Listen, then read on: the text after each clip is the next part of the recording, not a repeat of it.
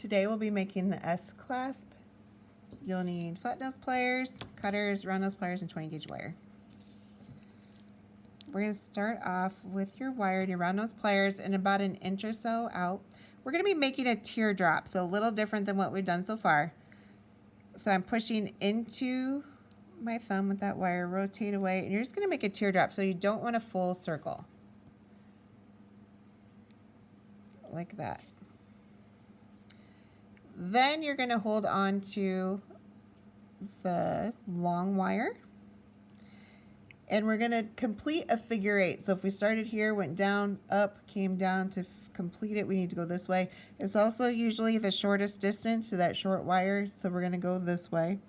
And you want to make sure not to intertwine your wire, so we're going to stack it. So I have the bottom here, the middle. When I do this tail, it's going to end up on this side. And so I made another teardrop, making sure it's about the same size, so watching the distance from the center. And you want your wires to make a diagonal like that. That's how you know you went the right way. If the tails are both on the same side, you went the wrong direction. You're going to take your cutters and cut the tails. I'm going to flatten that a little bit. Cut the tails right outside the round area over here. So I'm going to take my cutters and cut like right there. And I'll do the same thing on the opposite side.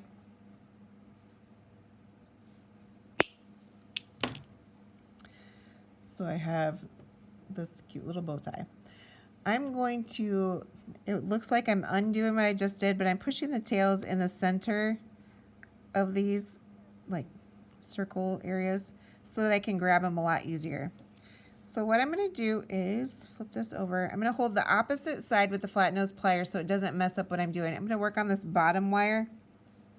I like to have the tail on the bottom so I can see what I'm doing. I have my pliers like aimed at my eyeball, and I have this one coming straight in to the side. So I'm going to grab the end of that wire as close as I can to the end of the wire, end of my pliers. And I'm going to turn this out because these will both turn out, and I can see that this is on, it's this wire right here. So I'm going to turn it out. So clear at the end of my pliers, at the end of my wire.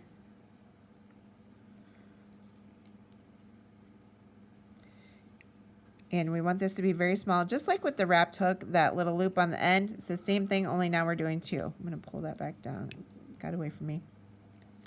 And we'll flatten that out. And then we're going to turn it over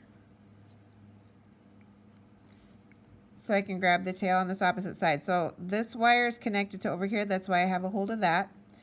And I'm going to turn down because that's the side to be able to turn it out. That's where I need to turn it. So I'm going to grab the tail of that. Smallest part of your pliers as close to the end as you possibly can. We want these to be really small. When we do bracelets and stuff, this is the part that goes through the hook so you can wear it, or sorry, the loop so you can wear it. So we want those to be tiny. And this is your S clasp.